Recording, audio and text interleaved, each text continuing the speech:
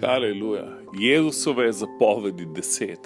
Zdaj smo na 27. točki, daj cesarju. Matej 25, 19 do 21. Pokažite mi davčni denar. In oni mu prineso denar. In reče jim, čigava je ta podoba in napis. Rekomu, cesarjeva. Tedaj jim reče, dajte torej cesarju, kar je cesarjevega, in Bogu, kar je Božjega. Zanimivo, pazite, da piše čigava podoba. In če ste brali v razodetju, piše, da obstaja znamenje Antikrista 666 in ljudje, ki bodo častili njegovo podobo.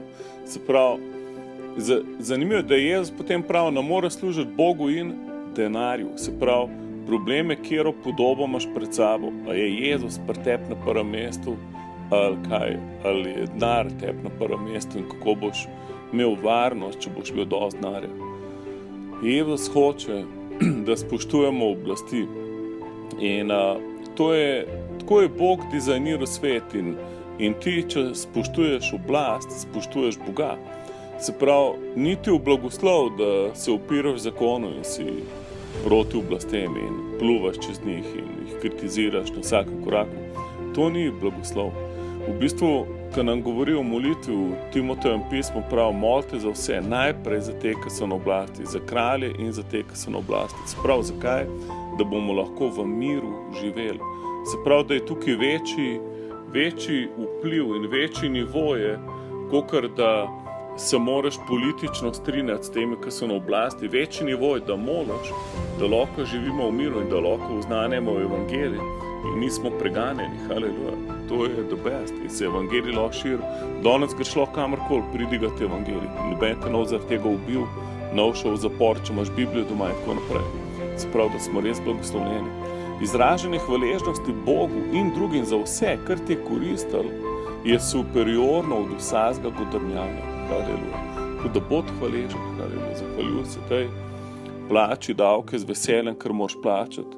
In daj Bogu, kar je njegovega. Haleluja. Bod zvest. Daj Bogu desetino od vsega, kar dobiš, tam, kjer se hraniš z Božjo besedo, tam, kjer je tvoja cerkev, tam, kjer imaš svojo familijo, da skupaj rastete z Bogom. Haleluja. Ok, gremo naprej. Ljubi svojega bližnjega. Wow.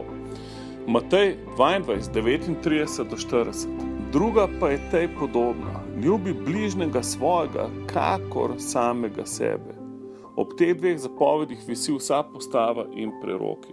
Se pravi, svojo ljubezen do Boga lahko pokažeš na ta način, da spoštuješ drugega človeka, ki je tudi ustvarjen po Božji podobi. Čim vidiš, da si jezen na ljudi, da nisi potrpežljiv do ljudi okoli sebe, pomeni, da nekaj škripa v tvojem odnosu z Bogom. Kako se obnašaš do ljudi, je pokazatelj tega, koliko poznaš Boga. In če bi rad videl Boga, kaj on naredil, ljubil je svet toliko, da je dal samega sebe. Haleluja. Zato prav, ljubi bližnjega kako? Kot samega sebe. Se pravi, da je enostavno ti tvoj bližnji, ti ni manj vreden, ampak skrbiš za njega. Kaj se ti bo zgodilo? Za kogarkoli skrbiš, ti bo Bog povrnil. Karkoli ti narediš za druge, bo Bog naredil zate. Hvala ti, Gospod, hvala ti za ta dan, Oče.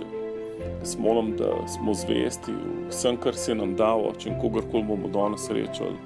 Oče, naj tvoja ljubezen deluje čez nas in molim, da vse naše imetje, Oče, da je pod tvojo zaščito, ker spoštujemo oblast in spoštujemo tebe. Haleluja. Dajemo cesarju, kar je cesarjevga, in dajemo tebi to, kar je tvojega.